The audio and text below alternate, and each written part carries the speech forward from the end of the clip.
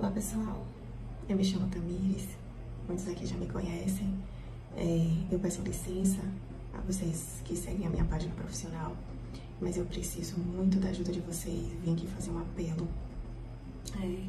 Eu estou alguns dias sem dormir, estou muito preocupada e essa situação chegou a um patamar que o único meio que eu tenho para me proteger e para manter a minha integridade física e proteção para mim e para minha filha é através das redes sociais.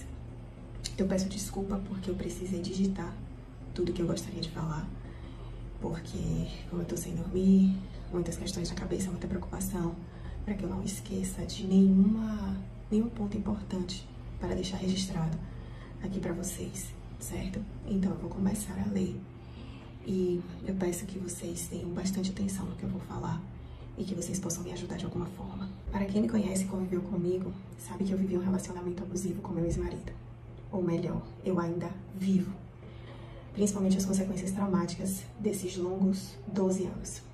O que mudou nessa história de agressões físicas, verbais, patrimoniais, psicológicas e todas mais que existirem, foi que esse ciclo de abusos e violência se estendeu para a nossa filha, que no momento encontra-se com 3 anos e 9 meses. Pensei que após a separação, quando ela tinha 1 ano e 6 meses, finalmente nós estaríamos livres daqueles maus tratos, né? Pois a vida seria somente eu e ela. Assim eu pensei. E aí foi que nossa vida se transformou num verdadeiro filme de terror. Pois, a partir da separação, ela passou a conviver com ele sem que eu estivesse presente na casa dele. Como ela iria se defender de todos os desequilíbrios, gritos, apertões, mordidas e sacudidas, sozinha, com apenas 1 ano e 6 meses, sem que eu estivesse por perto para protegê-la? Mas enfim, eu dei esse ponto de confiança para o pai, porque ele começou a fazer terapia psicológica, acompanhamentos com psiquiatras e me garantiu estar mais calmo com ela e mais tranquilo. E assim ela passou a ir 3 vezes na semana para a casa dele, mas não dormia, porque eu não permitia, além dela não querer.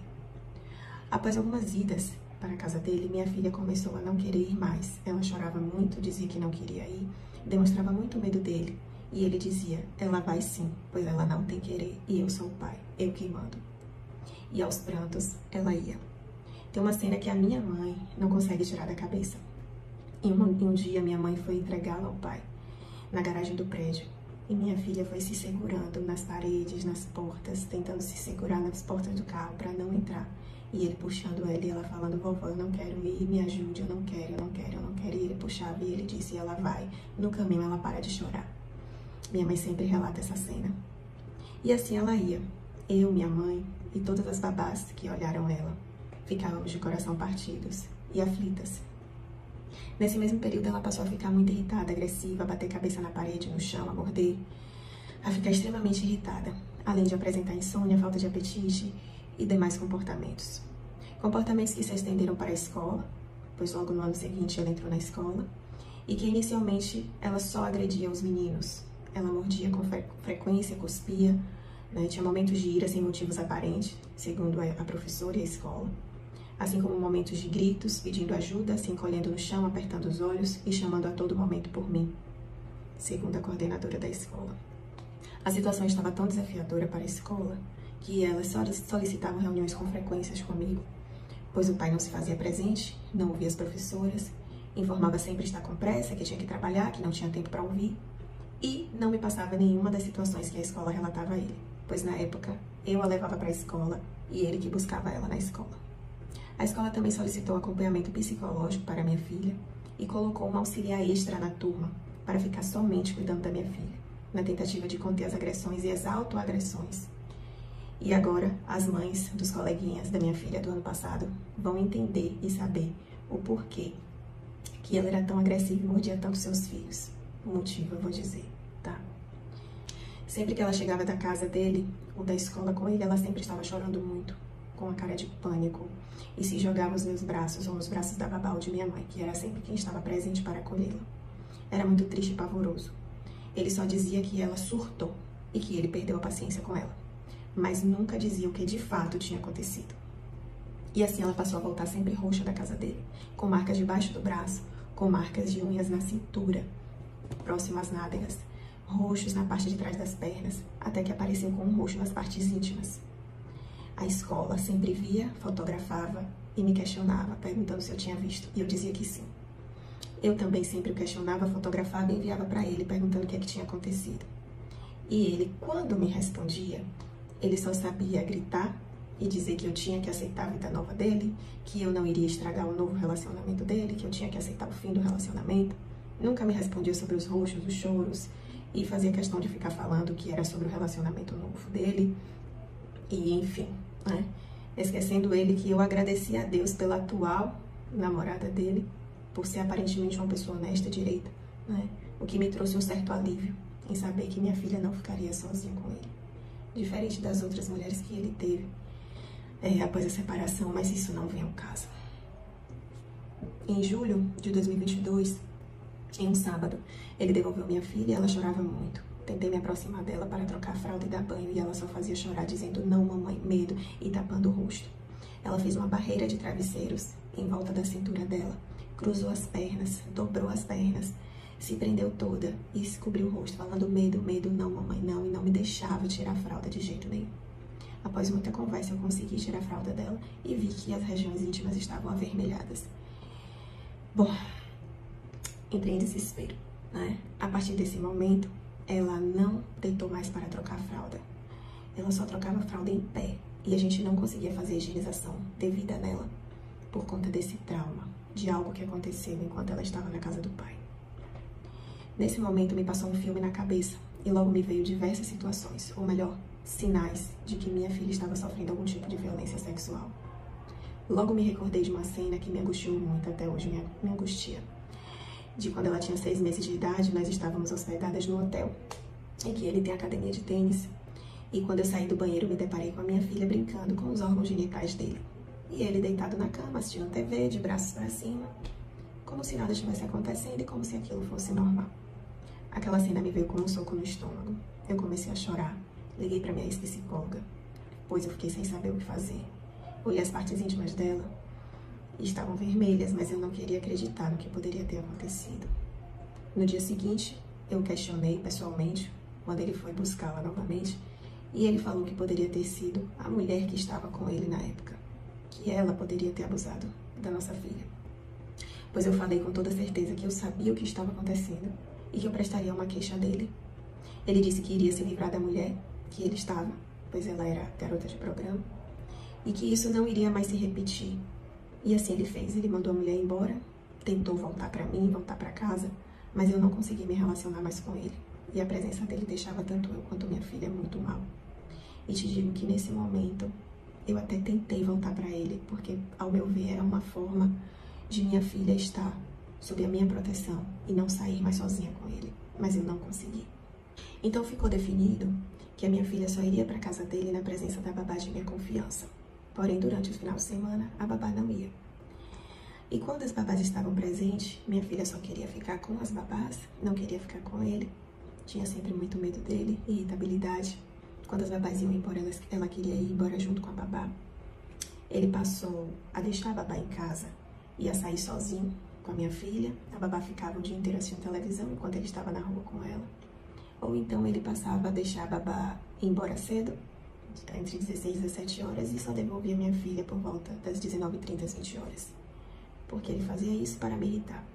Porque ele sabia que eu exigia a presença da babá o tempo inteiro com eles. Então isso me fazia brigar, reclamar, ficar mandando mensagem, me estressar. E era isso que ele queria.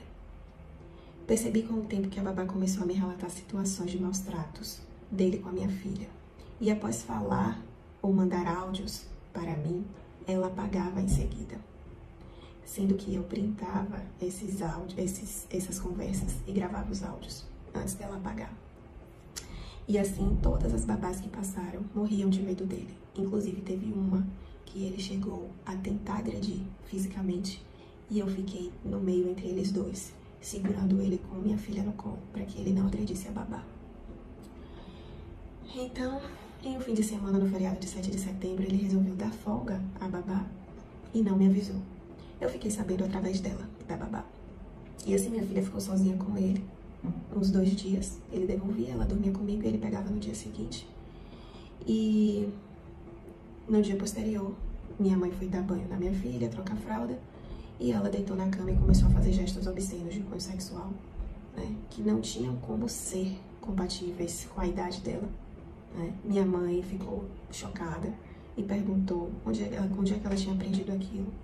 E ela, sorrindo e achando graça, achando divertido, disse que foi com o papai. Minha mãe me chamou na mesma hora, eu entrei no quarto dela e me deparei com a cena que ela reproduziu para me mostrar. E quando eu perguntei, quem fez isso em você? Onde você aprendeu isso? Foi papai, mamãe, é papai que faz. E aí ela queria que eu e minha mãe reproduzisse o ato de cunho sexual, né?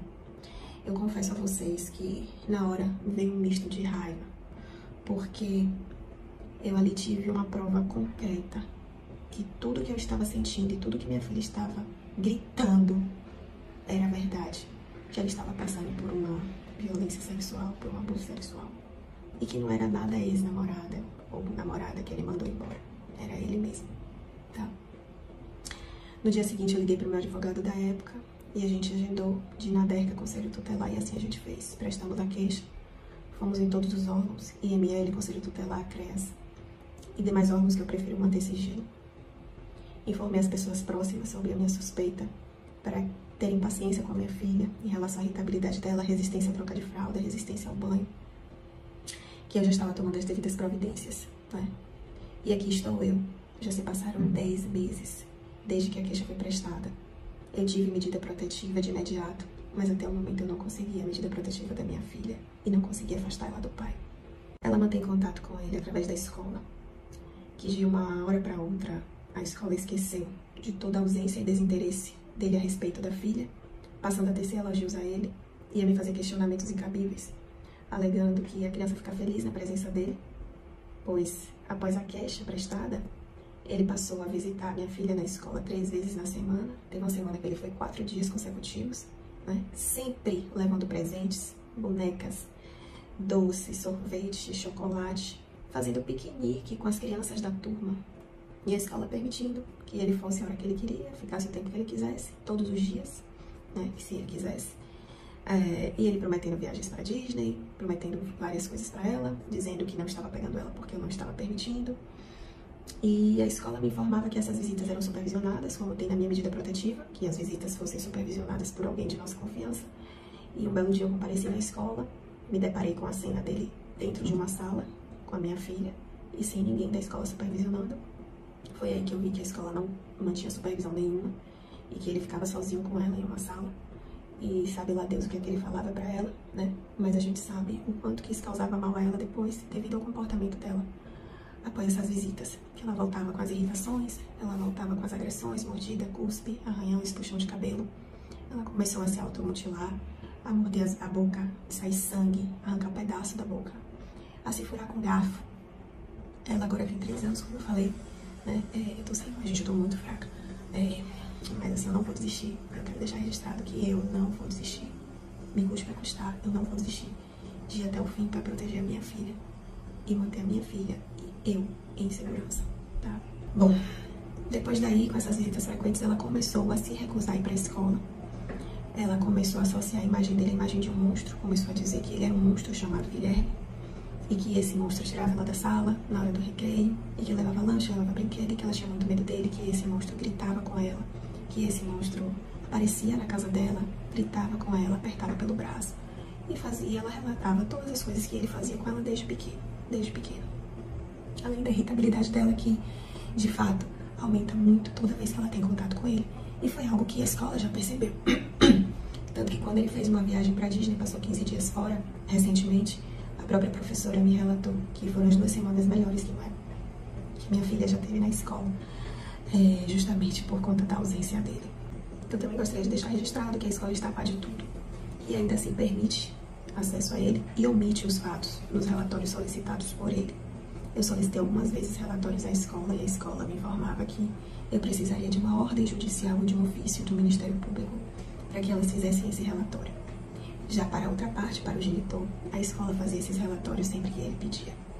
E a partir do momento em que eu fui mais incisiva e comecei a questionar porque para ele a escola dava e para mim a escola não dava, elas resolveram me fazer um relatório, mas constando dados que não eram verídicos. Bom, após a queixa prestada, o que era de se esperar, o genitor prestou uma queixa minha contra mim, né, de calúnia, difamação, falou que eu estava fazendo alienação parental contra ele, alegou que não aceitei um novo relacionamento dele, que nós estávamos separados de corpos há muito tempo, né? Desde uma situação que aconteceu quando minha filha tinha, antes disso, na verdade, né? Eu tinha 7 dias de pós-parto, parei normal. E ele literalmente me estuprou, né? Me obrigou a fazer sexo com ele. Eu com 3 lacerações. Enfim, não é fácil pra mim relatar essas coisas, mas eu não tenho outra saída. Após esse fato, quando minha filha tinha 2 meses, eu estava amamentando e ele me deu um tapa no rosto, né? Nesse dia eu virei uma fera, porque minha filha começou a chorar muito, mesmo com 2 meses. Ela sentiu minha ira, minha raiva. Eu estava amamentando, ele estava no meu peito enquanto ele fez isso. E aquilo pra mim ali foi o fim, foi a gota. Ai, como é que eu iria estar com ciúmes do novo relacionamento? Como é que eu estou querendo voltar pra uma pessoa dessa? Isso não faz sentido nenhum. Vocês vão ver nos vídeos a seguir como ele me tratava, tá? Então, além de ele viver me humilhando, xingando, me maltratando de todas as formas, na frente de qualquer pessoa, a família dele, os advogados, todos estavam cientes de tudo que acontecia, né? Porque, além deles presenciarem, em alguns momentos, as situações, eu compartilhava vídeos da casa quebrada, as coisas jogadas no chão. Ele arremessou um controle em minha cabeça, que na hora eu saí, abri um buraco na televisão. Ele veio pra cima de mim, minha mãe estava em casa nesse dia, presenciou tudo. Eu tenho vídeos também da câmera da minha casa mostrando. Enfim, e a própria família dele me orientava a ir pra justiça, né? Que eu precisava resolver isso na justiça para eu me proteger, para eu proteger a minha filha. Atualmente eu tenho uma medida protetiva contra ele, né? Pois ele me ameaçou diversas vezes. Ele disse que ia me pegar caso eu proibisse ele de ver a filha dele. Ele disse que ia fazer toda uma situação para me prejudicar, porque ele era muito inteligente, muito influente, e que ele tinha poder, e que a justiça iria rir da minha cara, que eu seria uma piada para a justiça, que ninguém iria acreditar em mim. E assim aconteceu, né? Tivemos provas de que a babá prestou falso testemunho na delegacia. Ele próprio foi buscá-la em casa. Ela foi depor na presença da advogada dele. E, coincidentemente, na hora do depoimento, mudou o escrivão, que só fez 2 perguntas para ela, como ela mesma me relatou posteriormente, que ele só perguntou como era ele como pai e se ela já havia presenciado alguma situação de abuso sexual. E ela disse que ele sempre foi um pai excelente, amoroso, atencioso e que ela nunca presenciou nada. Vou deixar vocês julgarem. Em relação aos pais dele, também foram depor, né? Disseram as mesmas palavras, parecendo um texto pronto, que ele era um filho excelente, um pai exemplar. Sendo que eu abro um parêntese aqui para dizer que o pai dele só conheceu a neta, minha filha, quando ela tinha 2 anos e 2 meses. Porque ele não permitia acesso, ele não falava com o pai. Então como é que esse pai abre a boca para dizer que ele era um excelente pai e excelente filho? Passaram a vida inteira brigada. Eu fiquei quase 10 anos casada com ele. A gente mal se via, mal se falava, porque não tinha contato. A mãe, da mesma forma, ficou 7 meses internada entre a vida e a morte. E ele não quis nem saber da mãe, eu ainda fui ser a fonoaudióloga dela. E ela também diz a mesma coisa, e era uma das pessoas que mais me incentivavam a prestar uma queixa dele e a entrar na justiça para proteger a minha e a minha filha. Ele não fala com os irmãos também, ele é uma pessoa de difícil temperamento e difícil convívio, né? Porque ele se esforça para manter boas aparências, principalmente perante a academia de tênis dele. E após a queixa, ele está se esforçando para ser uma pessoa maravilhosa, um pai exemplar e presente na vida da filha, né? Ele nunca acreditou que eu pudesse chegar aqui, gente, onde eu estou. Ele nunca acreditou que eu teria essa força, mesmo cansada, eu estou aqui por minha filha, tá? Pois ele me via como uma menina fraca, sem voz e potente, submissa e dependente emocionalmente dele, que era o que eu era. Sendo que ele esqueceu de um grande detalhe, que essa menina se tornou uma mulher a partir do momento que virou mãe. Essa menina se tornou uma leoa, disposta a enfrentar qualquer um para proteger a sua filha. E aqui eu estou hoje, gravando esse vídeo, exausta, há mais de 5 dias sem dormir, sem trabalhar, lutando por justiça. Estou aqui não só por mim e por minha filha, mas por milhares de mulheres e crianças que passam por situações de violência doméstica a todo momento e não têm voz, pois falta forças.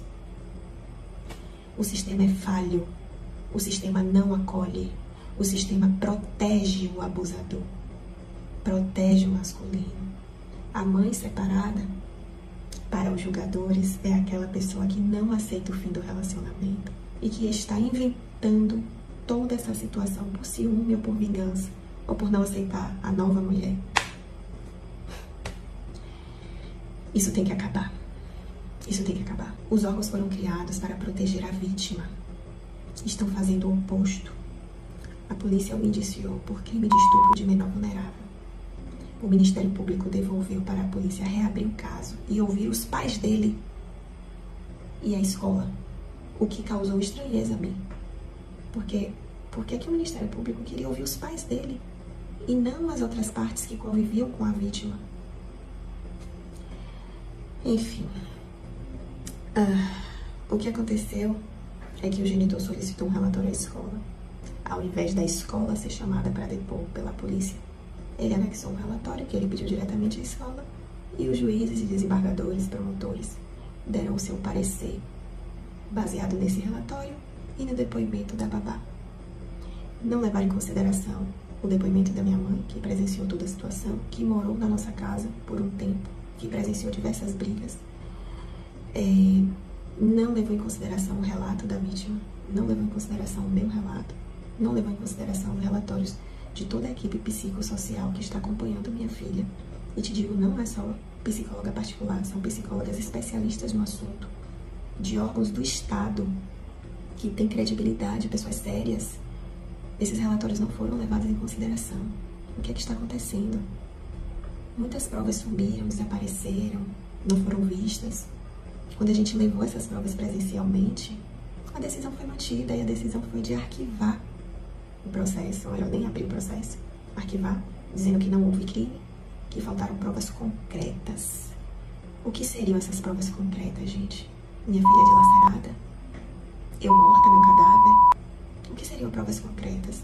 Se o abuso, a violência doméstica acontece entre quatro paredes, não tem testemunhas oculares, o que é que eles querem? Que ele faça o ato ali com a minha filha, filme e me mande para eu ter como prova? E ainda assim corre o risco de dizer que eu estou editando, que eu estou fazendo alguma... O que está acontecendo? Eu preciso de resposta, eu quero resposta. Eu não vou deixar isso barato. Eu não vou deixar isso barato. E após as últimas decisões do Ministério Público, uma promotora mandou arquivar, porque apesar de haver indícios do ocorrido, não há provas concretas, sendo que, existindo indícios, já é motivo suficiente para abrir a abertura do processo para ir a julgamento, indiciamento para ir a julgamento, né? O desembargador definiu guarda compartilhada e com ordem de mandado para que ele pegue minha filha e leve para dormir na casa dele.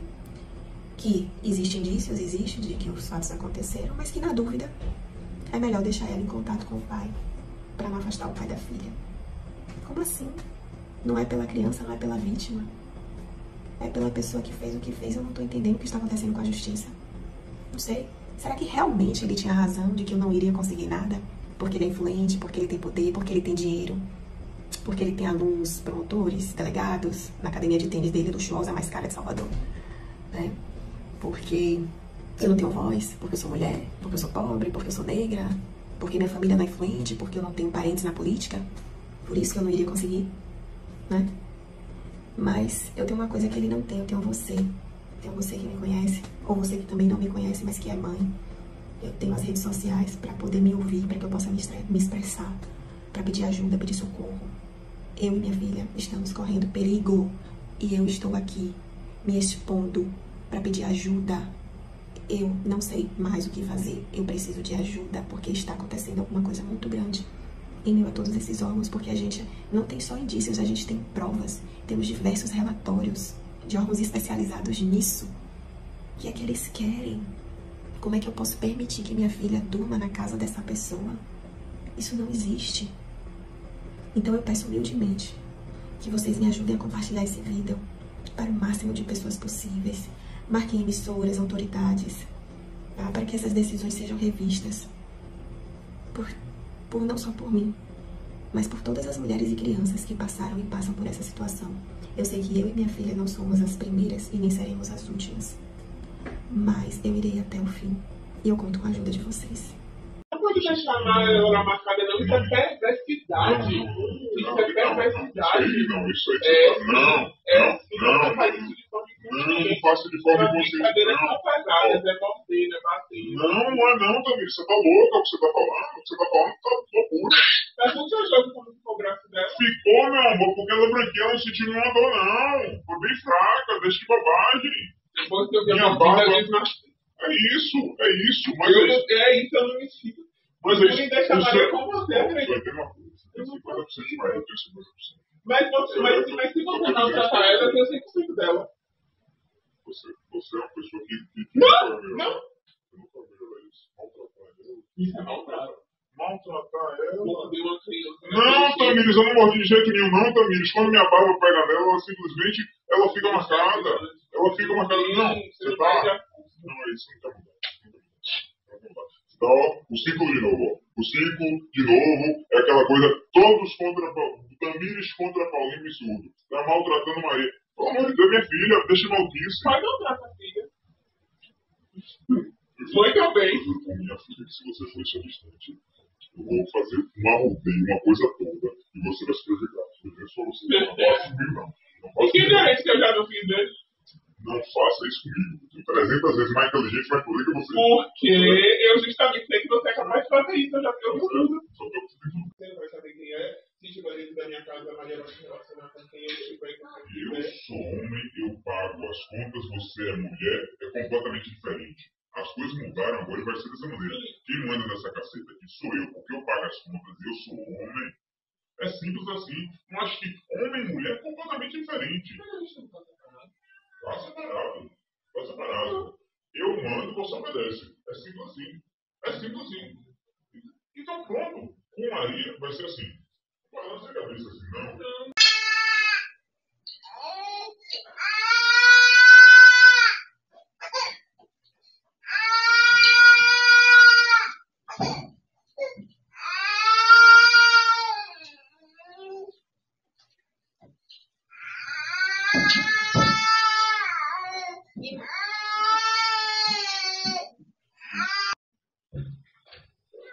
Com minha filha, quando eu querer estar com minha filha, eu sair com minha filha para brincar, para passear, mas não no momento que eu preciso dar uma relaxada no final de semana, depois de uma semana forte de trabalho, eu tenho que ficar com Maria toda hora olhando.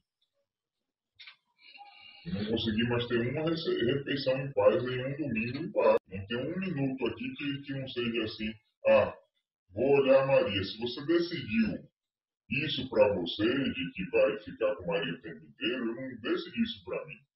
Então eu preciso de uma pessoa aqui para ficar olhando Maria e ponto. Bote ela para dormir e venha para cá. Aqui é minha casa, Quem fez toda essa casa fui eu.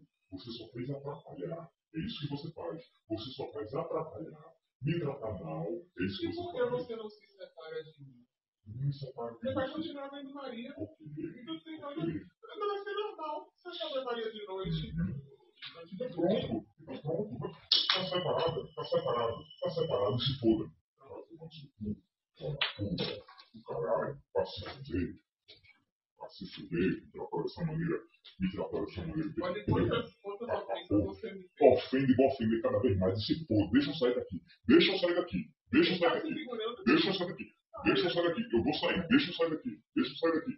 Vou sair daqui. Deixa eu sair daqui então. Deixa eu sair daqui. Cara, por favor, deixa eu sair daqui. Quer que eu saia? Vou sair. Vou pegar a chave e sair.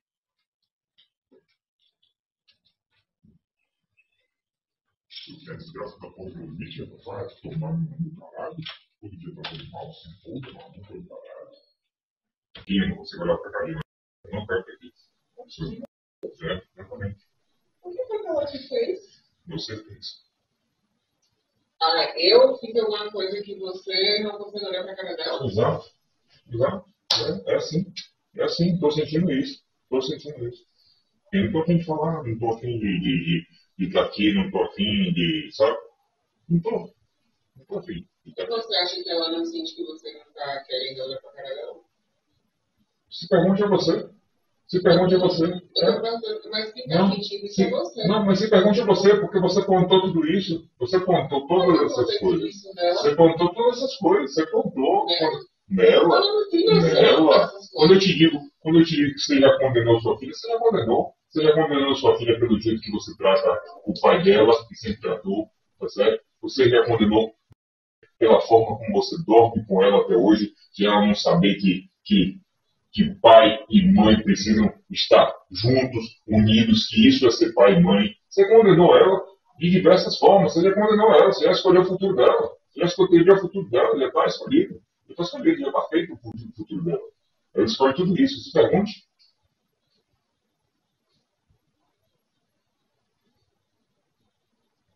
Quem ama dorme junto, quem ama olha nos olhos, quem ama diz uma coisa, tá certo? Quem ama abraça o dia inteiro. Ela precisava ver tudo isso, todas essas coisas, ela precisava ver isso todos os dias, para ela saber o lugar dela, para ela saber que pai e mãe é mais importante que ela, tá certo? Isso não existia nada, não existia nada. Uma sociedade louca para deturpar os homens.